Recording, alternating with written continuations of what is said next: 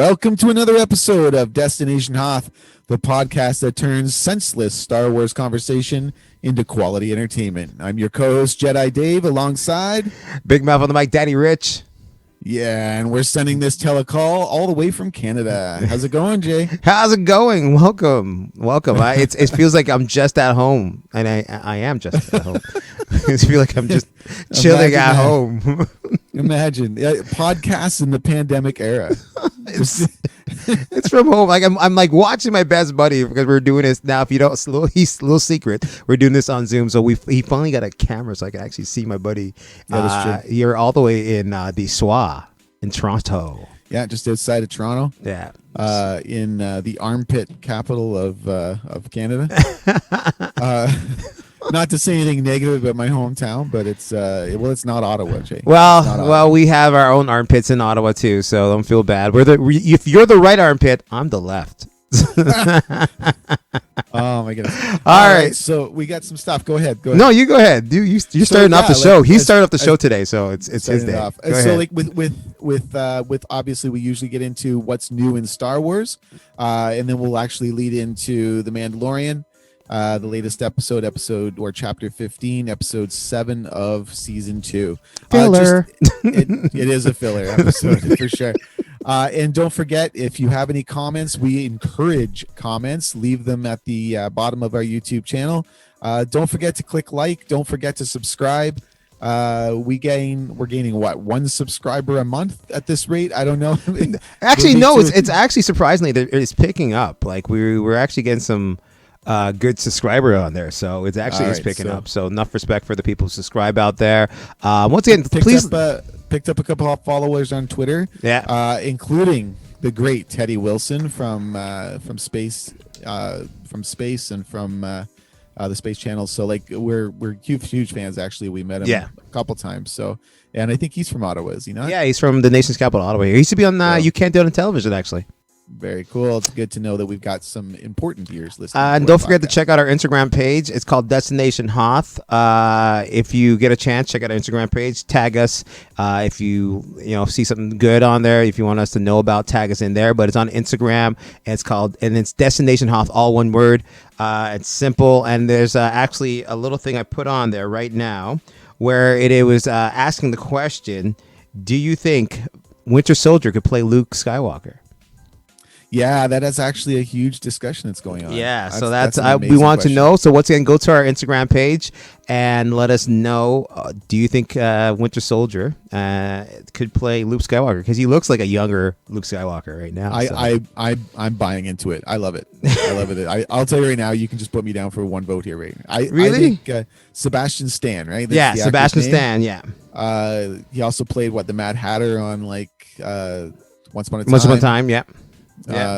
He's a cool actor. He's got a cool look. Yeah. It's similar to Mark Hamill. I mean, the funny part is I know a lot of people would be like, "Oh, nobody but Mark Hamill can play Luke Skywalker," but that's just not true. Well, look at I don't think Mark Hamill played Baby Luke in Revenge of the Sith. No. And Obi-Wan Kenobi has been played by at least 3 different people when you consider the voice actor. Yeah, true. And if you look at Lando, that we're going to talk about later on, he took on Billy D. Williams. Billy D. Williams gave him the blessing. And he said, yes, do it. And he did a good job. All right. I mean, you want more people being involved in the Star Wars family. All right. So we're going to talk about what's new in Star Wars. Once again, that's new in movies, TV, books, comic books, action figures, or whatever. Well, we were, I have a book here. If you haven't heard, Disney did their investors meeting, and they live stream it on certain programs that you can actually watch on YouTube. You probably can find the live stream itself. Some of the live stream was blocked off only for the contributors to Disney, all the people who actually have stocks in Disney, the rich people who actually had stocks in Disney. So they get to see the special commercials or trailers that they had leading up for the shows. So Disney. So you were one of them. I was on there. It's long. It was long. I'm not rich, but I was on. It was like almost like 2 hours. It was long. So on the Disney financial meeting to talk about what's going to be new for Disney for the 2 years that's coming up, they touched on streaming. They're really going into Disney Plus. Disney Plus is their cash cow. Now, with the whole thing with the pandemic going on, find out that they want to beat Netflix. You know, they really want to go after Netflix. So they're really putting their all in. And now, not only that, is that some of the other countries don't have Disney Plus, is now getting Disney Plus. So they're moving down to the southern countries, Spain, all those places are now getting. Even India is getting Disney Plus now too. Oh, excellent. For their North American, you can get some like hummus, and you can get Disney Plus. And yes, you can either. Yeah. Now, maybe like a Bollywood version of Disney World too. Yeah. Wicked. Now, I would go. Do you remember when they bought 20th Century Fox? You know, the whole thing. I remember. The reason why they bought 20th Century Fox, not because of X-Men, not because of getting Marvel back, is for all the catalog movies they have. So all the catalog movies. And where are they going to put all those movies? Disney Plus. Disney Plus. Now, if you have Disney Plus like me and Dave do, you have the subscription. I pay for the full year because I'm just me. And then I have an argument about Mulan, but that's in their story we'll talk about later on. Dave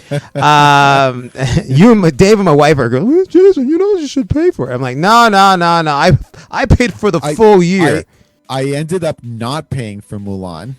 You waited it took a month to come I waited till it was free, but I wanted to pay for Mulan, but it was ridiculously complicated.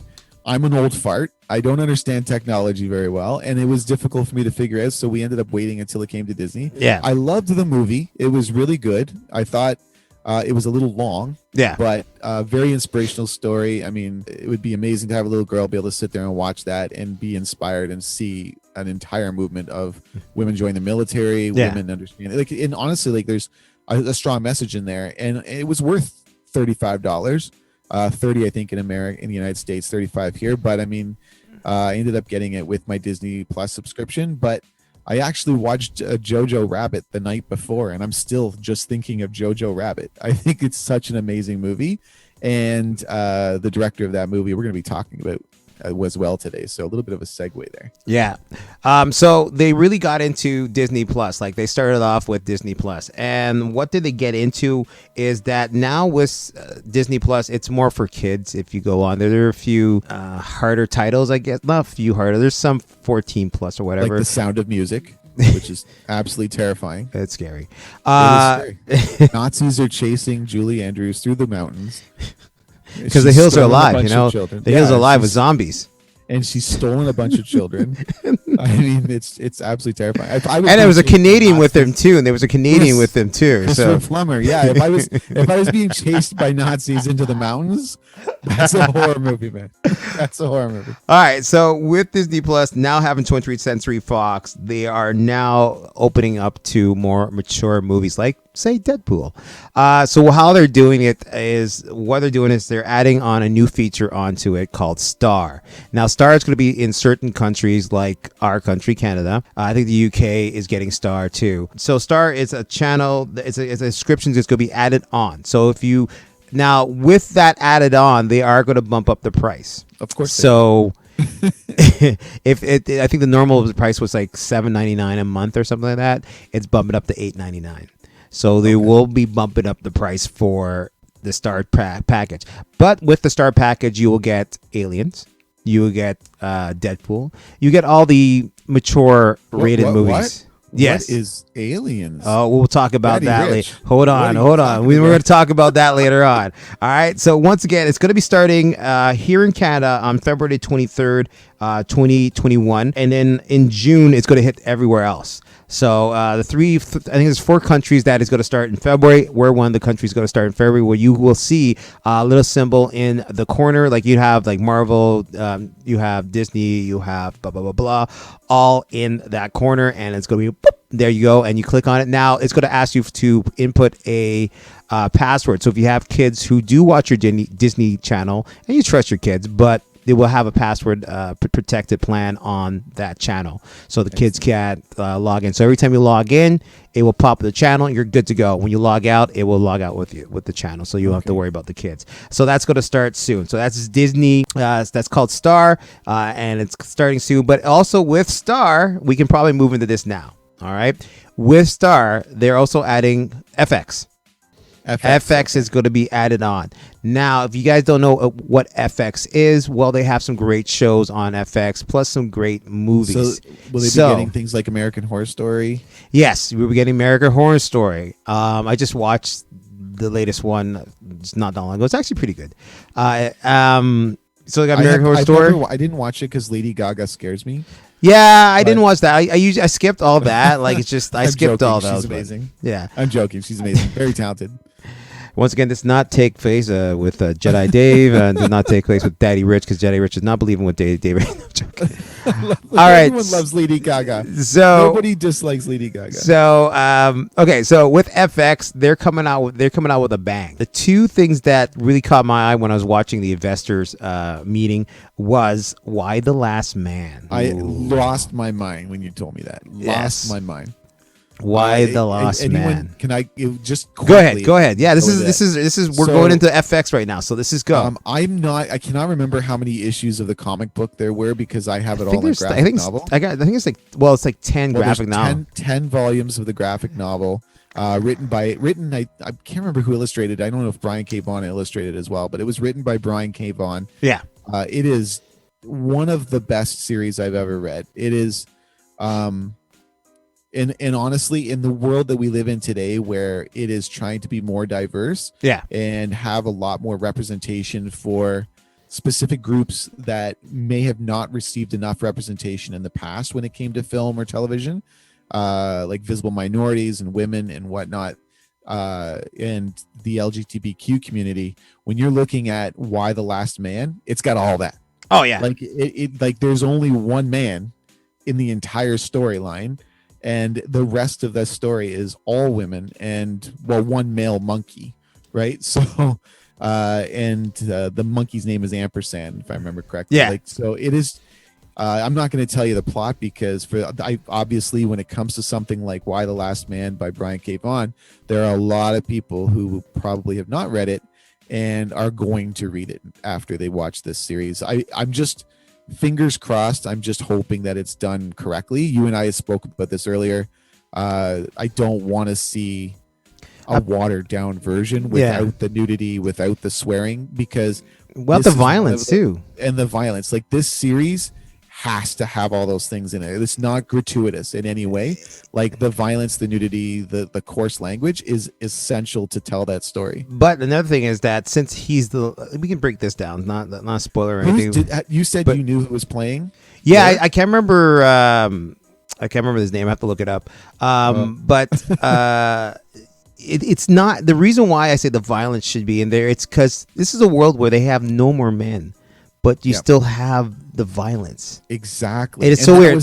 And it follows up on that myth that violence is a man thing. Yeah. It is a human thing. Yeah. And I think that's the reason why it's so pivotal to see that society in itself doesn't change for the better just because they eliminate one gender. I think it should be more like the Walking Dead vibe, where it gives you that. But it has to be more than just The Walking Dead. It had like the nudity is essential, obviously, because it's defining. Actually, and then I mean I can't get into any details. Let's not get into that. Let's move on to the next one then. I'm very excited about. So Why the Last Man will be coming out soon, probably next year. You definitely will see Why the Last Man. They've been working on it for a while. Originally, it was supposed to be a movie.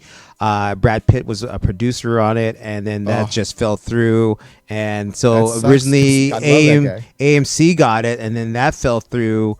So now FX got it, and now they are making a live action version of Why the Last Man, and it's just a great series. If you get a chance, go out and pick up the comics and actually read it, because it's actually really good too. All right, next one. Guess what? I'm gonna leave. I'm sorry. I'm gonna leave that one last. I'm gonna move on to the next one.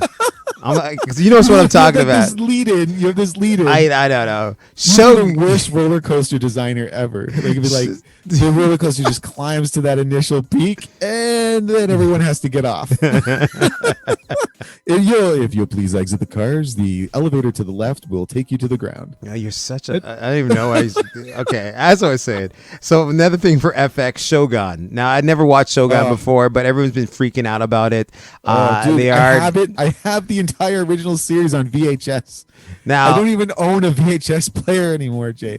Yeah. I get. But So oh what's my the God, story it's about? Shogun. What's the story about Shogun then?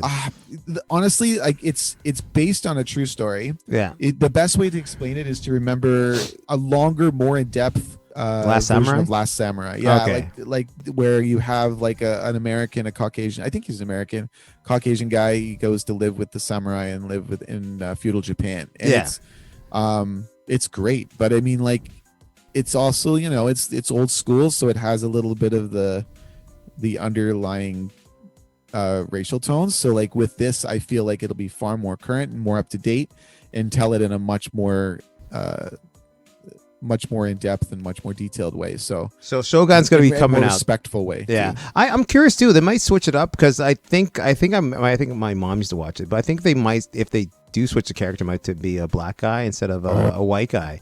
So it'd be That would interesting. be amazing. It'd be an interesting switch for a new Shogun. Can I throw a suggestion? Yeah, go ahead. Will Smith. Ooh, How good would Will Smith be in Shogun? He'd be awesome in Shogun. Yeah. All right, Or Idris Elba. You mean me? I don't know if I'd be good or not, mate, but Idris Elba would be nice. Oh, I'm good. All right. Too many good. Too many options. all right. So now back to the roller coaster ride. Let's go all the way up, and I'm going to bring you back down like Casey Kasem. Aliens, the TV series. Oh! It's going to be written by Noah Wiley and produced by Ridley Scott. So that is amazing. it is now the alien. This alien is going to take place a couple of years in the future, not too far future, but a farther future So, than we are right now. So they Our might be flying future, cars. or so it's our future. Our future. Like, It's so a couple. after Prometheus. After I don't know. Alien Covenant. I don't know. I really don't know. All I know is it's going to take a couple of years No, into because the that would future. be further into our future. It's going to be further into the future, and it's going to be not too further, but further enough that you go see its future. And the aliens are going to be on Earth. Oh, deep. So it's going to That be is interesting to see. So I can't wait. Like, especially Ridley Scott's still attached to it. Noah Wiley's a great writer. So it's going to be interesting to see how they do this. And a it's TV a series. series, right? It's a TV series. I wonder if they would go into the same vein as Mandalorian and have guest directors come in. Oh, it'd be Because awesome. I imagine like just one episode directed by James Cameron, Yeah. right? One episode directed by David Fincher, who did Alien 3, Yeah. right? One episode by Ridley Scott. One episode by Jean-Pierre Jeunet, who did Alien Resurrection, right? Like you oh my goodness, like it's the options and the alternatives Oh. are so limitless. Like you can have so many different amazing directors step in and do like their own. It'd their be own spin. so amazing to see this. Yeah. All right, so now we got through the FX, and we got through the Star that was going to be coming out around February. They said February 23rd, 2020. So look out for that. Now we're getting into Disney. Welcome to Disney World. Now, Disney World. Welcome I to wish. Now, before we get into it further, another thing is that they did touch on certain movies that will still be in the theater, and then certain theatrical movie, releases, yeah, and then still be doing on TV like Mulan. And if a theater can open, they will have the movie in there. Because right now, and this is what I didn't want to get into what we're talking off air, but with Dave is that Warner Brothers really screwed over some of their directors with releasing their movies not in theaters, not pushing it back, like 'cause most of the stuff Paramount pushed back some of their movies like Top Gun. Disney's pushed back some of their movies. We're going to talk about that later on, so hold tight for that. But they more or less took Wonder Woman. It's coming out December around December 25th. Yeah. 25th. And it's going to Day, be on demand, and it's going to be in theaters too, but it's mostly going to be on demand. Same thing with everything else coming out for 2021. They are going to push it straight to their HBO Max. Now, the director of Dune, who's a great Canadian director who directed it's a sequel to Blade Runner. Oh, of course, Blade Runner 2049. 2049, Canadian director. He I went. didn't even know that was a Canadian Yeah, director. well, because I'm Canadian, I know that. Yeah, I'm Sure, you American. I mean, as I was saying, we do Okay. love our Americans over there too. So, he came out in a Hollywood magazine, Variety, and he actually wrote a really long diss to HBO Max, like to Warner Brothers, saying that you took our hard work, and he's probably still working on it right now as we speak for Dune, and you're taking it and you're throwing it on something small. You say that the movie theater brings people together, give you that feeling of taking yourself on an adventure, and he believed that it was it was wrong for them to do that. Now he wasn't I the agree, only 100%. he was 100%, I agree. he wasn't the only director to do that too, because also recently came out the director who just directed Tenet, Chris Nolan, who said the same thing about what they're doing with HBO Max. Right. So he went into them. He said to all the directors out there, I have your back. We should be together. And it's just not making these directors very happy, because they come into, when they do a movie, they want to see that movie up on that big screen up there. Absolutely. Right? They want you to feel the whole thing by seeing it at home. Don't get me wrong. Some people have some great systems that set up, and you know, but I mean, it's not the same. We spoke about this actually in a previous episode of our podcast, where for me and probably a lot of filmmakers and people that are involved in the industry, it's more than that. It's really about going into it. Like I was talking about this with some people earlier, where if I'm in a theater with say 300 other people, and I'm watching a horror movie, when they're all jumping or they're screaming throughout the film, like that's an impact. If I'm watching a comedy where there's like, remember when we went and saw like There's Something About Mary? Something About Mary, yeah, Avengers, when and all we that stuff. There's Something About Mary in the theater, and like everyone was busting a gut laughing. Like you want that, right? When you're watching the Avengers, exactly. When like the moment the helicarrier first came out of the water, or like cheering, like, people are cheering, and like that reaction, like no matter how good your system is, no matter how big your home is, to have 300 or more people like sharing in that experience with you is irreplaceable. And like the experience of going into the theater has been around for almost 100 years now. Like you want that experience to continue. I love watching Star Wars with my kids, but the idea of going to see Star Wars in the theater and sitting in that crowded theater with popcorn and a drink and and be able to share that experience, like it's so much more emotional, and you watch their response. The way that people respond emotionally to a film in the theater is significantly more than the way they respond to it at home. It's that simple, and you don't want to take that away. That is something that, like, especially if you're a filmmaker, where you want the full emotional impact to hit your audience, that's not going to happen at home. Well, that's where it goes. In the theater. That's where it goes back to Disney, because we will get into some of the movies that they are going to be talked about, but they want the streaming service to be their home base. Right, but they still have the theater, so they can make money. And I think they kind of nodded their head to, now once again, theaters are having a hard time, because I don't think even the theater's open right now as we speak. They are having a hard time. Like they have empty buildings just sitting there. People are out of work. It's a struggle to see if the theater will come back. You know, like it's like we just like right now in Ottawa, we're losing Bytown Cinema.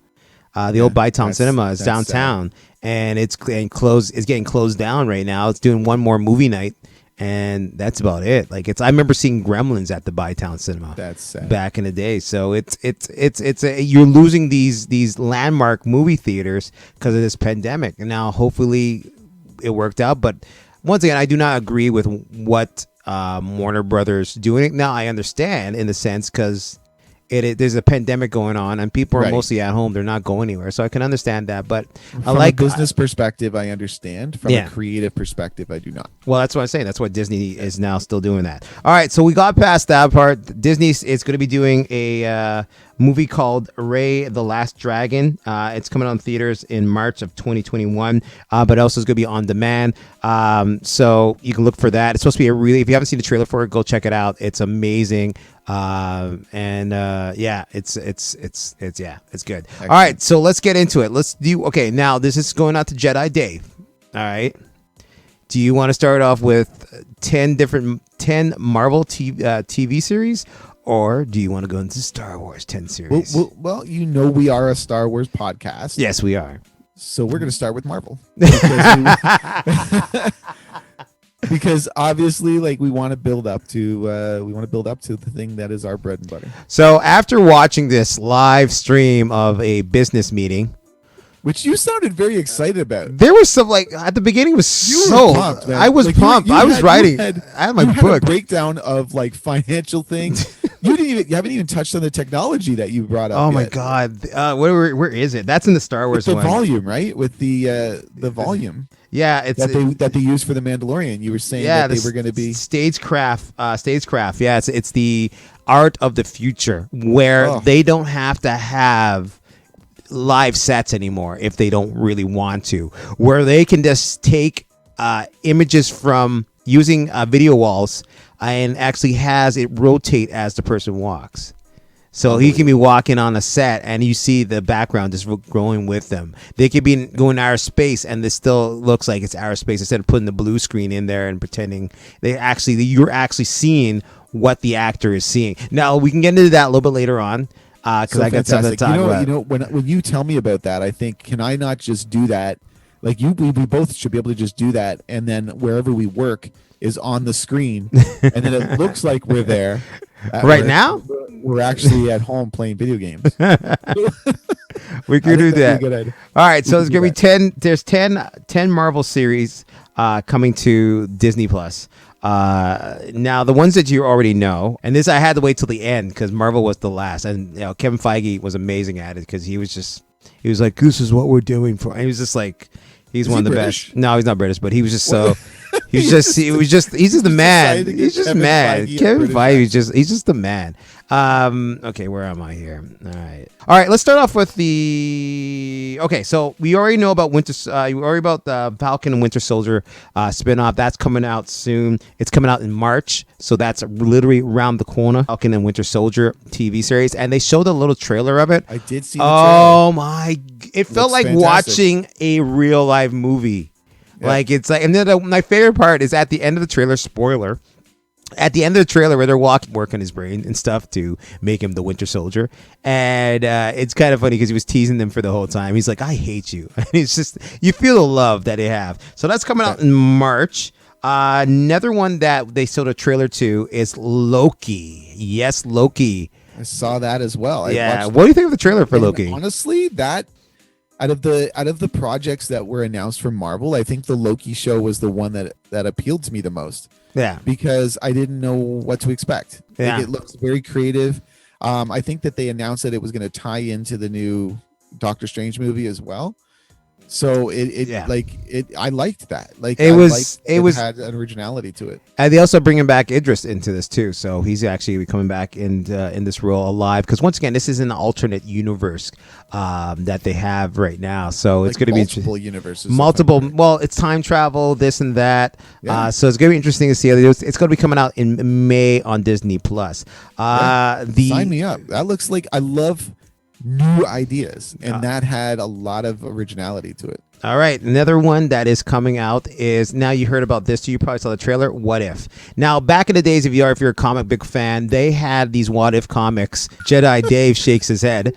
Oh, I'm so into it. Yeah, so What If is like little spin-off movies, but from the Watcher point of view. And it's kind of cool. It's going to be narrated by the Watcher. I can't remember who's doing the Watcher. Oh, geez. It's a great actor. But it's going to be from the Watcher's point of view. And they are bringing back the actual actors who played those characters. So you're going to get an episode of of Steve Rogers, but he's not going to be Captain America. It's going to be switched to his love interest to play. She's going to be British, British. So she's going to take over. They're going to have a zombie episode. So they have Marvel Zombie. What if? So just before you continue though, like just so if you are a listener and you do not know what if is, it's basically an alternate telling of already existing stories.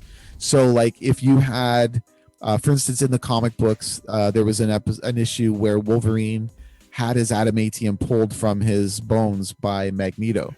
Right. So and then he became very feral, and it was a really great story. I have that issue, I think. Yeah, a very good issue. So like, and they would say, what if Wolverine had died from having this adamantium pulled from his body? Yeah. Right. So they would do, what if Spider-Man had killed Wolverine? What if Professor Xavier and the X-Men were considered the evil ones, and the Brotherhood of Mutants was considered the heroes of our world? Like those are those types of stories where they kind of tell that alternate reality, I suppose, and it's really entertaining. Well, they were always very thin issues. They weren't very in-depth comics, but they would tell you a story, and like it was always a top-selling book. Like people wanted to read that. Yeah, so they're gonna do the What If series. That's coming to. They haven't have a date yet, but that's coming out next year. So it's gonna be in 2021.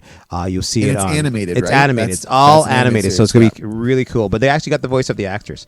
All right, Awesome. another one that surprised me, and I wasn't seeing it coming. I don't know if I should say that last. What was that? All right, so let's skip that one. I'll come back to that one because it's gonna be. How about WandaVision? Like that one is WandaVision, everyone knew knows about that. They just did the trailer for it, and that's definitely going to tie in with Doctor Strange. Sure. And they brought it up as I don't want to get into Doctor Strange yet, but yeah, WandaVision will be tying into Doctor Strange, and I will talk about that in a second because we're going to move over to the movies. So hold tight for that, okay? But once again, yeah, WandaVision, it's coming out in January. It's going to Starring hit the more January. talented Olsen sister. Yeah, January the 17th of January. It's going to be on Disney Plus, so it's not that far off. We get to see Elizabeth Olsen. Elizabeth Is Olsen. it also Paul Bettany coming back as Vision? as Vision Excellent. too. Very cool. So it's going to be interesting, and it's going to kick off the whole new multiverse in a sense, because and time travel and all that stuff. So I don't want to get into it too much because we got to get to the movies, and we'll talk about it when we get to the movies. Okay. Sure. My next thing that they are doing for Disney Plus is Ms. Marvel. Ms. Marvel, nice. Yeah, Ms. Marvel. Now, if you don't know who Ms. Marvel is, she is a Muslim superhero. And Well, the new version is, yeah. the new version is a Muslim superhero. She is Canadian. The girl who they got to star. They had a little thing on the thing where how they showed her. She's like, because they did all these interviews from home. So they have to act to the camera of their Zoom and say, "Hey, I'm Idris right now, and I will be," and stuff like that. So they had to act, excellent. so act to the thing. So they did that, and they showed the clips when she's like, "I got it," and I go, "Yeah, you can't tell anyone." "Oh, I won't tell anyone, Mom. I got it." It's like it's she's a kid. She's from Toronto. They're filming it in Toronto right now as we speak, Which is the heart and soul of Canada. She will be also in.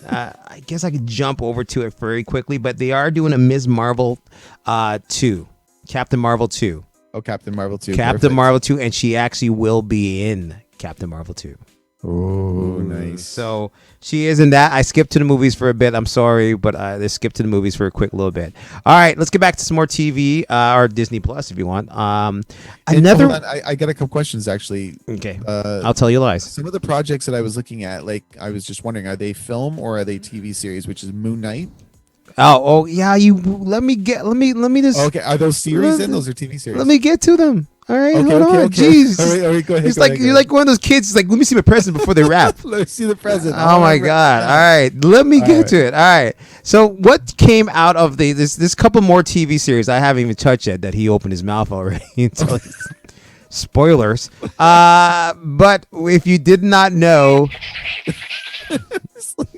Okay. we forgot to do the canteen joke at the beginning of the show. So. Can't see the joke. This is so what's coming out new is Secret Wars. More Secret Wars. Secret Wars is coming out. Samuel Jackson is coming back with his favorite Skrull, and it's gonna tie into once again with the TV and the movies, but it's gonna be a TV series, and it's gonna take place on Earth, and they're gonna try to figure out who's a Skrull, and those Skrulls are embedded into our world as we speak right now. So that's Secret Invasions. It's going to be starting soon. Are all of those Skrulls members of the current Republican Party?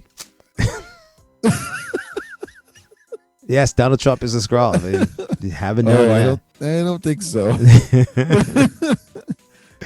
All right, so yes, so let's get into next on my list. Other than the invasion, we have She-Hulk. Yes, She-Hulk is coming back. Awesome. She-Hulk is coming now. It's going to be a hard time for her to be She-Hulk because she's going to be a big green woman and trying to help people out, and it's gonna be a lot of superheroes, as Kevin Feige said. A lot of superheroes will be coming through, so you're gonna see a lot of superheroes needing her help to get off certain cases because she's a lawyer. Yeah, she's a lawyer. Yeah, also, your big green man will be in there too. Mark Raphael will also be in the series. Are they sticking to the original concept that they're cousins? Yeah. Yeah, awesome. They're still sticking to that. And guess who's playing? Another Canadian is playing She-Hulk. Tatiana Maslany. Yeah, she's from Canada, so she's playing She-Hulk. So before this, she was like denying it and everything like that. Oh, I'm not playing it. I'm talking about. I'm not playing it. I'm not playing it. I'm not know what I'm talking about. And now there's like she's playing Hulk, unless they change it after this. But she will play in She-Hulk, so it's gonna be awesome to see her version of She-Hulk. And I think it's safe to say that any of the shows that have a Canadian actor as the lead are going to be the most successful shows. Is that correct? I do agree with you. Absolutely. I can't disagree. All right, follow that by what Mr. Big Mouth here spoiled. Moon Knight. Moonlight. Some like it hot. Sorry, I had to sing Bruce Willis song. Yes. Moonlighting. Moonlighting, yeah. Some like it hot. Some. All right. Worst Bruce Willis impression ever. Yeah, I know. Thank you. He sings Much too. better But, with Idris Elba. Moon Knight is coming out. Moon Knight. He's kind of have some mental issues going on. He's schizophrenic. Mental illness issues. He's schizophrenic. There's going to be some touch on the Egyptian lifestyle, magic, and everything else. He's kind of like the Batman version of the Marvel, I guess, Marvel comics. Right. With addiction issues. With addiction issues, psychological issues, schizophrenic. Batman obviously has some psychological issues, but this is so much worse. Now, guess who's playing him? Gilbert Gottfried. Who's that, sir?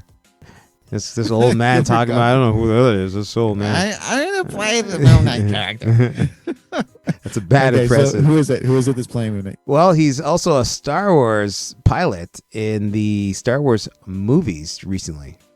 Oh, are we looking at Oscar Isaac? Yes, Oscar Isaac will be playing Moon Knight. Brilliant. Yes. So he signed and not just any pilot in the Star Wars galaxy, quite possibly the greatest pilot. Well, Han Solo's still around there, right? Even like, come on. Oh yeah. He's an amazing pilot when he crashes everything he owns.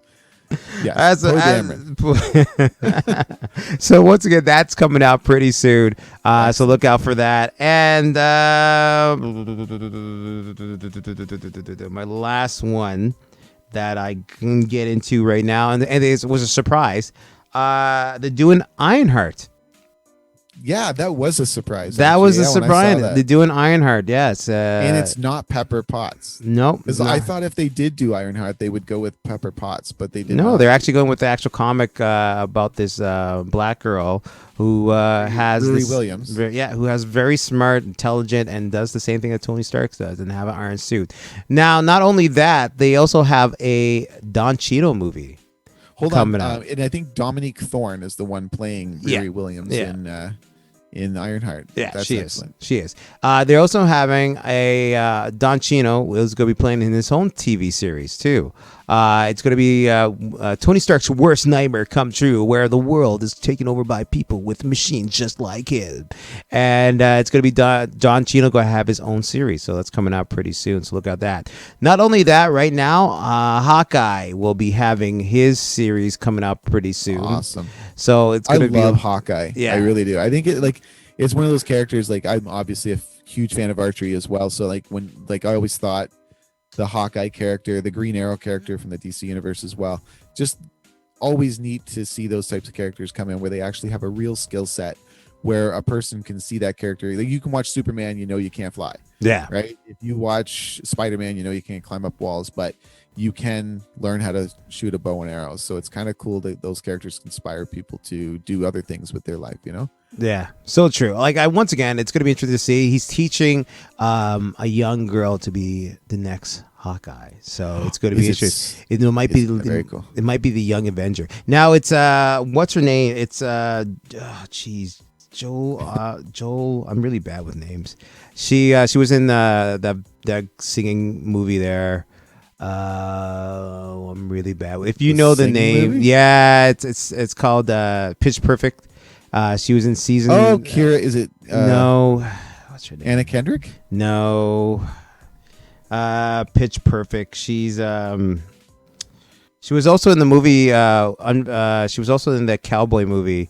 Where she plays this little girl and this old man and her trying to. Oh, I know who it is. Haley Steinfeld. Haley Steinfeld is going to be playing. Haley Steinfeld. She denied it too that she's supposed to be in the movie. I don't know why these people are denying that they're supposed to be the TV series, but she was denying that she's supposed to be the TV show. So, but they have everyone's paranoid now. Like they don't know what they're allowed to say and what they're not allowed to say. Yeah, I guess so. All right, so that was pretty much all the TV that I could squeeze out right now. Let's move into Marvel's movies. Now, there's some great movies coming out, but let's kick off with Black Widow is not coming to Disney Plus, not anytime soon. They're still going to put that in the theaters, coming out May the 7th.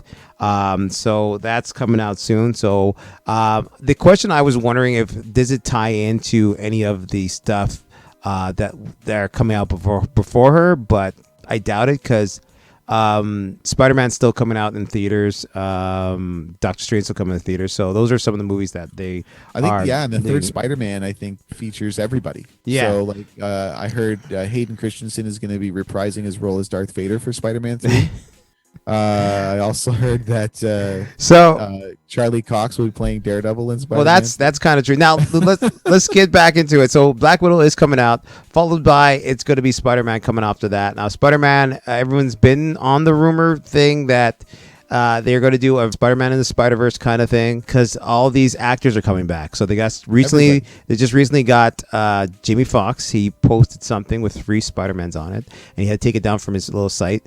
Then they brought in, now once again, this is guy who played Doc Octopus in Spider-Man 2 with Tobey Maguire. Alfred Molina. And once again, that was Spider-Man 2 at the time before Spider-Man in the Spider-Verse was one of the greatest comic book movies out there. Because the villain was so amazing, so in depth. Like he was a villain, but not only a villain, but he was a man in love.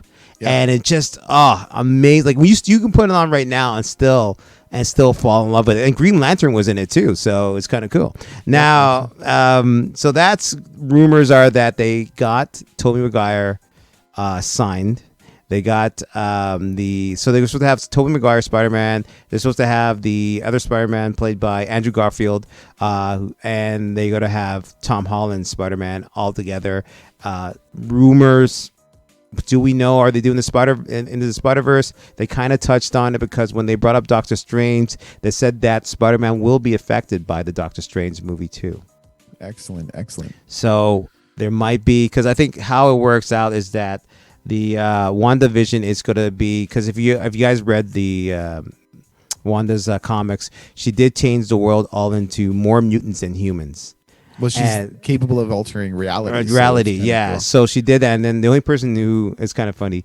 The only person who realized that it wasn't the right universe was Wolverine, and he was in bed. He was in bed with Mystique in the comic. Spoiler. Well, I think if I remember sorry to cut you off there. I think I remember the storyline was everybody basically got what they wanted. Yeah, and Mystique got with Logan. It was he got full memory back, so he was able to remember everything the way it's supposed to be. Yeah, and then Mystique was Wolverine, and he's like, "What the hell?" And he jumped out of the bed, and it's like it was just weird.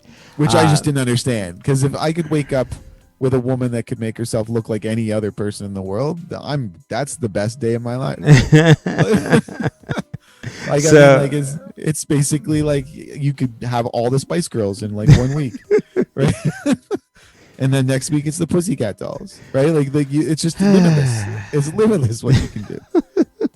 It's once again all the stuff that Jedi Dave talks about does not affect anything that Daddy Rich talks about. Okay, whatever. As I was saying. All right, hold it down there. So once again, so that should take effect through all the Spider-Man series, and then it will go on through the Marvel universe. All right, for movie wise. So Doctor Strange will be coming out soon. After Doctor Strange, they're going to move into a couple other movies. Black Panther now. I should touch on this one, or should I wait? Yeah, let's touch on it. Black Panther is coming out next year, 2022. But they're not bringing back T'Challa. They said that they were not recast the character from Chadwick Boseman. They wanted to just end it off like that, and they are not bringing him back. I think it's a bad decision. I think they should have recast. T'Challa wasn't only, and this is being from a person who is a minority, but a black male. Man, that T'Challa was a person that we can look up to. The character was, I think, Chadwick Boseman would have wanted. I personally thought that he would have wanted that character to go on and inspire more people, like more black males out there like that. Now, once again, the story of Black Panther, we don't know how it's going to be. Rumors are that they are going to probably beef up the role of his sister a little bit more in the movie. That's what I was thinking. Another rumor is that they're going to bring back Killmonger back from the dead. So we don't know. I'm just hoping that they do bring back another positive black male who's a leader. But what do you think, Jedi Dave? You know what? Honestly, like I was so prepared to tell you my idea, and I still will. Okay. But I can't argue with anything you said. Like it is such a huge character, and I remember you and I talking about the importance of making a Black Panther movie 20 years ago. Oh yeah. So, and I think at that point, like Wesley Snipes had been attached to it at some point, and the idea that it finally got made, I still could never have predicted the impact that it had on the African American community or just the African community at large. I remember like there were celebrations in African countries where they were just so pumped about this movie, where it wasn't just a superhero, where it was an American superhero, it was an African superhero. So yeah. And it is a huge impact. And honestly, the loss of Chadwick Boseman and the most unpredictable loss I can't even imagine. I did not, no one knew that he was even ill. Like I've never seen a man carry himself with so much grace and dignity and so much stamina and energy in everything he did and still be terminally ill on the side. Like I didn't even know, like no one could have known except for his closest friends and family. So but for me, I feel like at least right now, it's so early after his loss, like his passing, that I think it would be in some ways disrespectful to Chadwick Boseman to replace him at this point. And instead they can seize an opportunity to use the Shuri character, right, which is his sister, to make her the Black Panther, which isn't even original. It was done in the comic books, right? Yeah, it was. But he was still. But he was sister. Or was it was a sister. I think it was a sister. But he was still Black Panther. He was still there. Right. My point that I feel there is such small leads for Black superheroes or heroes. I agree. In the media world as it is right now.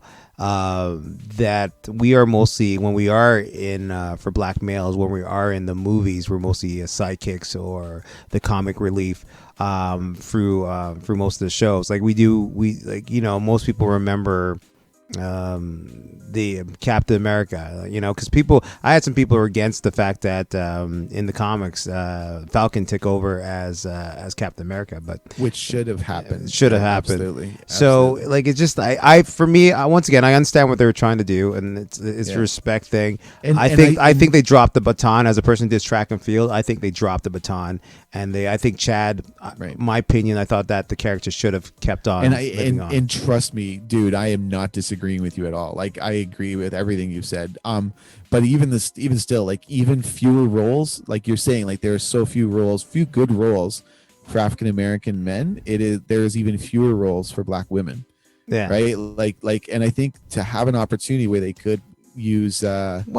See, like you have roles for Black women out there, like where you have, but not like Black Panther. Well, you only have Storm. You have like there's some roles out there. Yes, for her to take over. You're gonna compare the magnitude of the Black Storm. Panther Storm to is like Storm? one of the powers mutants out there. She's Like, part of a team, though. She's not the main character. as I was saying, but I mean, once again, I think that if they do it, it's gonna be great. It's gonna be a great movie. Either way. And but Ryan Coogler is still attached. he's to it, still correct? attached to it. Yeah, he's writing it right now. So Once again, it comes fantastic. out 2022. So it's not that far off. It's technically, we can say next year because we're close to the new year, 2021. So it's not that far off. So they're going to be doing it. Another movie they touched on is Ant-Man 3 is coming out. And guess who's playing the villain in this one? The guy from Lovecraft. Oh, really? Yes, he's playing. He's playing the main guy. Yeah, the main guy. He's playing Reed Richards. Further, and this is kind of going to move in the next one, but Reed Richards' great grandson or something from the future. He's a time traveler, and he's going to be the main villain in this Ant-Man. Everyone else is coming back for the roles in Ant-Man. The same director too, and it's going to be Ant-Man 3, and is also his daughter is going to be in this role too. She's going to play a role. I think they're trying to once again is getting him into the. I think they're going to have the Teen Avengers coming out soon. So that's an interesting look at a movie. Another movie is Eternals. Eternals is still coming. So it's Jonathan Majors, and he's playing Kang the Conqueror. The Conqueror, yeah.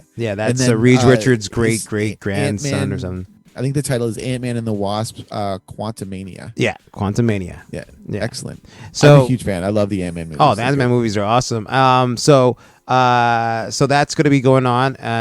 They're moving forward with Ant-Man. They're also moving forward with the Eternals. That's going to be in theaters too. So all these movies we talked about are going to be in theaters. Now, what caught me off guard, since everything's been pushed back and they're trying to balance everything, they brought up Blade. Blade is moving forward for the 2020 years. It was pushed back for the 5. It was supposed to be for further up in for their I did not 5, know that. but Blade is now being pushed up and more. It's still Mahershala Ali. Still Mahershala Ali. They're pushing it up to I think it's either 2020 or 2023. But it's 2022 or 2023. But they are pushing it up right now, so it's going to be up there. Excellent. Now, so he's going to win his 3rd Oscar with this movie. He probably will. So that's my almost I guess that's about it for my movies from Marvel. Awesome. Oh, no. At the end of the now this is going to be at the end of the of Marvel's panel, Kevin Feige said that they are working on Fantastic Four. I was wondering if you were going to remember that one. Fantastic Four. So they are going to be working on Fantastic Four right now. They got it in the works. The first family of Marvel is coming to Marvel cinemas. Very exciting. So, and it's going to be a movie that they're making. It's a movie. Yeah, it's a movie. So it's going to be interesting. What do you think our chances are of being cast in this movie? Well, I can be Johnny Storm now too. Oh, Flame on. You could be Johnny Storm. The thing. Can I be Ben? I want to be Ben Grimm. You can be Ben. You're grumpy as it is, anyways. The least grumpy person. Okay, yeah, that would be cool. So that was. Let me just go through my list. Geez. Oh. I feel so bad. What did you forget? Shang-Chi. Canadian. That's coming out July the 9th, 2021. It is coming to theaters. They're saying it's great reviews. They have a great cast to do it. It's going to be amazing. I'm going to be in the first in line to see this movie, cheering it 100%. on. It's supposed to be amazing. So Simu Liu, who is from Kim's Convenience. Yeah. So and honestly, like if you ever get a chance to see him, like he's on Twitter and Instagram. a lot of people are and like a lot of people on social media will have their political stances and things like that. Simu Liu is just blunt, and it's just amazing, and it's really refreshing to see. Yeah, like somebody will say something stupid, and he'll just pop up and go, "That's ridiculous," right? Or but he actually posted this video, a picture a while ago of a contract, and like that one of the studios had gotten somebody to sign, and it was a contract showing the inherent racism within this contract, and he put it out there for everyone to see, and I thought, man, that was bold. Like that's the kind of stuff that I like to see from when people are playing superheroes. They now take on a new responsibility, right? Remember the Spider-Man motto, right? With great power comes great responsibility. Yeah. And when children are now listening to you, and I trust me, when Shang-Chi comes out, there's going to be a whole new generation. Remember how you talked about the lack of representation for black males. It's for the Asian community, not represented at all. Well, other than Bruce Lee. But in like the superhero storylines, like there's nothing. No. So he has a great amount of weight on his shoulders, right? But Chinese Canadian actor, he's just absolutely brilliant. Oh, it's amazing. He's going to be perfect. And for the ladies out there, be prepared because dude looks good with a shirt off, right? So you're not going to be disappointed. Once again, so those are some of the stuff. But I think for Marvel, they are bringing the multicultural. I think Disney alone, like some of the stuff they were talking about, they were touching on different multicultural stuff. Like Pixar got a couple of Spanish movies coming out for Pixar. But let me jump into Pixar very quickly. Now, one of the things that caught me off guard for Pixar was the fact that they are doing a movie, and it's from Toy Story. Yeah, I heard about that. The Lightyear movie. The Lightyear movie. Yes, the Lightyear movie will be. So this is going to take place in the future or whatever, on a movie, whatever. It's going to be about the character becoming Buzz Lightyear and how he becomes Buzz Lightyear, but through a movie version of the character. And it's going to be voiced by Chris Evans, not Tim Allen. So not using Tim Allen. I was a little Chris shocked Evans. actually. Yeah, when I heard that. So Chris Evans is going to be doing the voice. So they're keeping it in the family. So that was kind of cool to find out that from Pixar. I really like that part. Can I actually just touch on one of the other Pixar projects? Because I know you have. Hold on a second. But there's one that I'm extremely excited about. Okay, so after that, they also touched on a little bit more Disney Plus movies that are coming straight to Disney Plus, and I can do this very quickly. 3 Men and a Baby. It's coming. Why is that happening? Starring Zac Efron. Why is that coming out 2022? Cheaper by the Dozen, still coming out 2022, 2021. It's going to be a multicultural family. So there's going to be these people who adopted these kids. That's Cheaper by the Dozen. Nice like Sister Act 3 is coming out with the Whoopi. She's coming back to do Sister Act 3. Back. Yeah, so that's awesome. And are we getting some Lauryn Hill?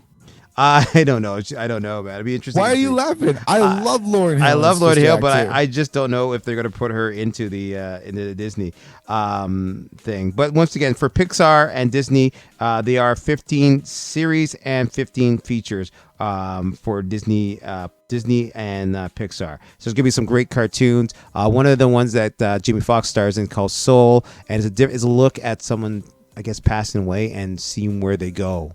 And it's actually a nice little look. So that's coming out. So look for that. All right, we're going to move into, wow. See, I told we got a lot to talk about. But just before you go, can I just touch on the one last Pixar project that I wanted to name? Yeah. There's Luca as well, which is a movie that's going to be set in Italy. Yeah. So it's about a boy named Luca and is in Italy. And of course, like, you know how the Disney films have a tendency to always be very, very multicultural. They're like African stories or Arabic stories, all these different stories. So it's really cool to see an Italian story. But the one thing I was the most pumped about was Turning Red. Oh, where the girl could turn into a big creature. Yeah. Right. So like it's about a 13-year-old girl. She's going through puberty and then transforms into a giant red panda. And when she gets excited, and that's in development. Honestly, like I was really pumped about those types of things because those are the types of things that win Oscars. Honestly, like when you look at things like what was the movie with the emotions? Oh, the one with the little girl and she's going through puberty and stuff like that. Like those types of things, man. Inside Out, I think. Inside Out. Like those are very prevalent stories, and they resonate a lot. Like it's one thing.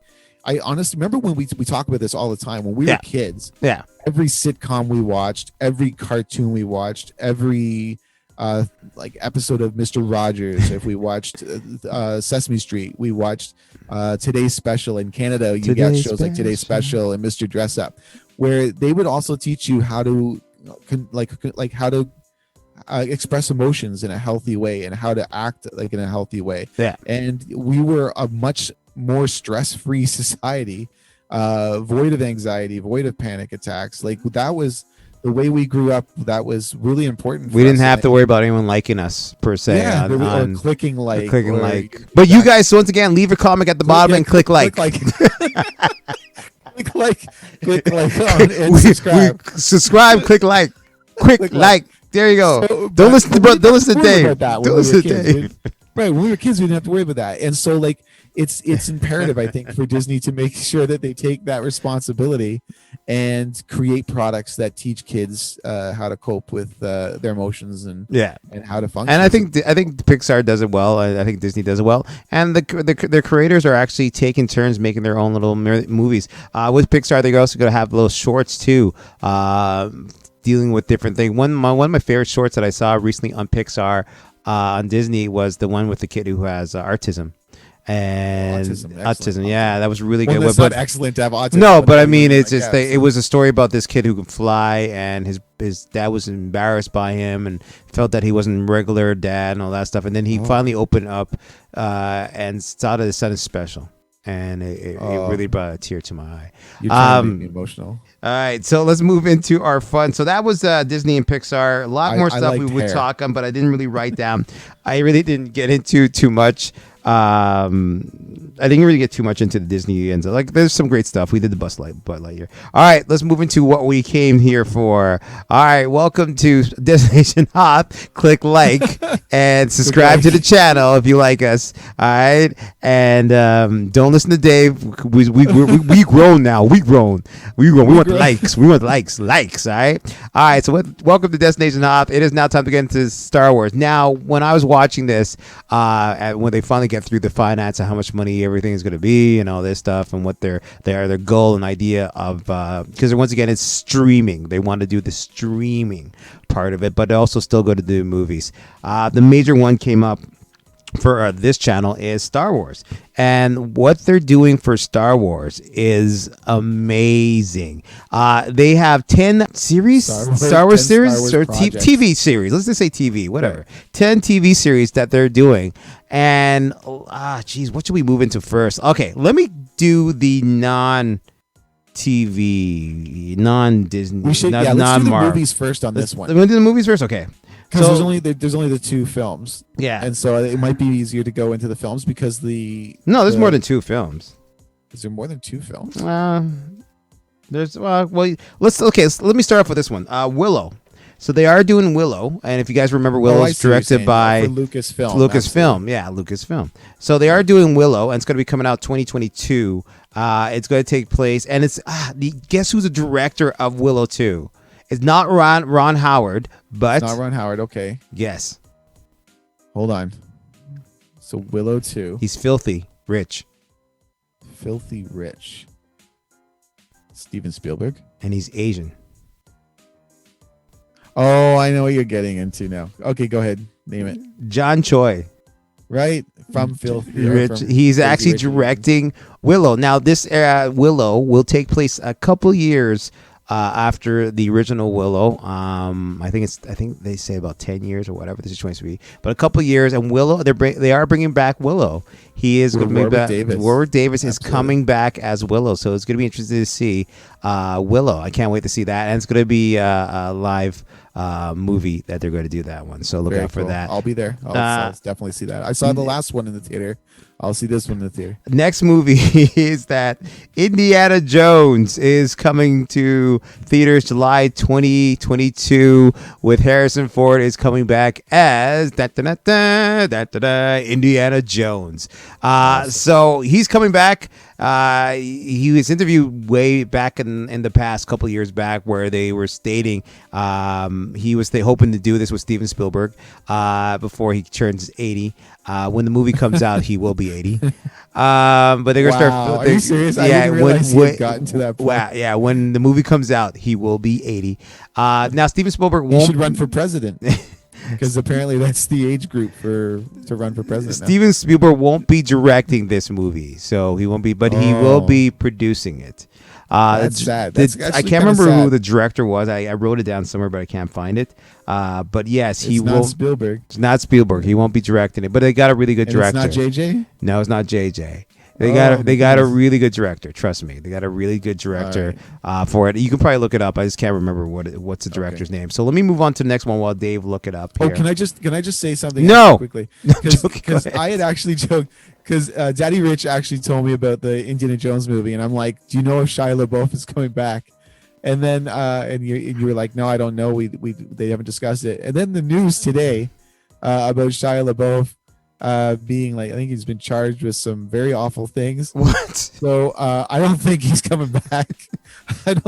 I don't expect to see Shia LaBeouf in the Indiana Jones movie. I think Disney he's gonna be 20 years or something like that. Yeah, he could be doing some time. So I think, I'm not saying that he is doing some time. I'm just saying that if these allegations are true, he may be going away for a little bit of time. So it's kind of sad. I hope they're not true, and I hope that he's still the same good person that we kind of thought he was before.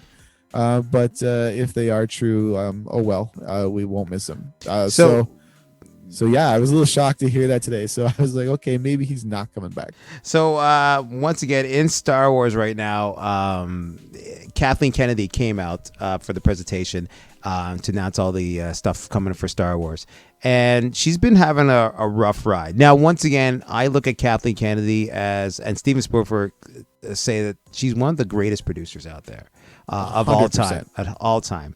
100%. I think the last couple of Star Wars movies that they did, I think the path what they wanted to go on, I think went completely different. She went out looking for young directors to do stuff. She went out to do this. The whole thing with Finn, with Rey, I think it didn't work out for her in the big role of being. When you've been in the industry for what, 50 years? Oh yeah, and you've only got a couple mistakes, I think you're doing pretty good. She came out like when she came out in this meeting for the for the Disney finance thing. She seemed like a boss. Like she had like some like we haven't even got to what she's been doing, but she really went in. I think she went through the fires, and she came out. Like the Phoenix with all the stuff that they're going to be coming out with 100%. Star Wars. So we will get back into her a little bit later on. But once again, I think she's an amazing producer. 100%. One of the greatest producers out there. If Steven Spielberg said so, I agree with him. You can look at the idea of like Jon Favreau, for instance, came up with the idea for The Mandalorian. Yeah. Right. But who did he pitch it to? He pitched it to Kathleen Kennedy. Yeah. She was the one that greenlit that whole project. Like if she had simply said no on the set of The Lion King, we would not have The Mandalorian today. No, we wouldn't. So like the reality is that, I mean, people are going to look at her and maybe they didn't like the decisions made with Last Jedi, for instance, right? And the idea of getting Ryan Johnson. We'll get back into that in a sec because I have another thing for that. So we don't too much. Go ahead. No worries, for sure. But I mean, like, all I ask is for people to pick up a movie poster of one of their favorite movies of all time, and you probably are going to see Kathleen Kennedy's name on that poster. Yeah. All right. So after we went through that, they announced those are the movies that Lucasfilm will be doing. There's some other movies that they will be called Children of Blood and Bones. It's based on a based on a book that they're making. Is that based on the Republican Party? No. No. We're Canadians. Okay. I don't get his joke sometimes. He's the one who he's the one that asked for 3 Men and a Little Baby. So I don't know. Zac Efron is his big fan. Okay, so we get into movies again, and the next movie that she popped out of her mouth is directed by the woman who did Wonder Woman Part 1 and Wonder Woman 2, Patty Jenkins. And it's called Rogue Squadron. Now, if you guys remember, there's been novels, there's been video games, there's been everything. The most recent video game, actually, Rogue Squadron. Yeah. So the question is where this is going to take place. They don't know as yet. But they had a little video of her rollerblading rollerblading down like a landing, airport landing where you can land planes. She's rollerblading down, and she was talking about how her father used to be in the army, used to be a pilot. She was so honored to have him. He lost his life in combat. And so she always looking for a movie that she can honor to her father, and doing this movie. It's kind of cool because she skates all the way to her car and she started putting on gear. And you're like, where's his gear? And they're like actual Star Wars gear, and she's walking to an X-wing, and she's saying that, and I think that was a slap in the face to Warner Brothers for taking Wonder Woman and putting it in the on demand instead of putting it there. I think it was a slap in the face, but that's just me. But she was really well done. The story was really good. So she's doing Rogue Squadron.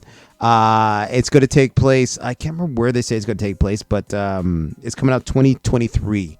So look out for that. Now, the next movie, there's no title for it yet. I think it's going to be a series. It's going to be directed by our favorite android from Mandalorian, who's given up his life.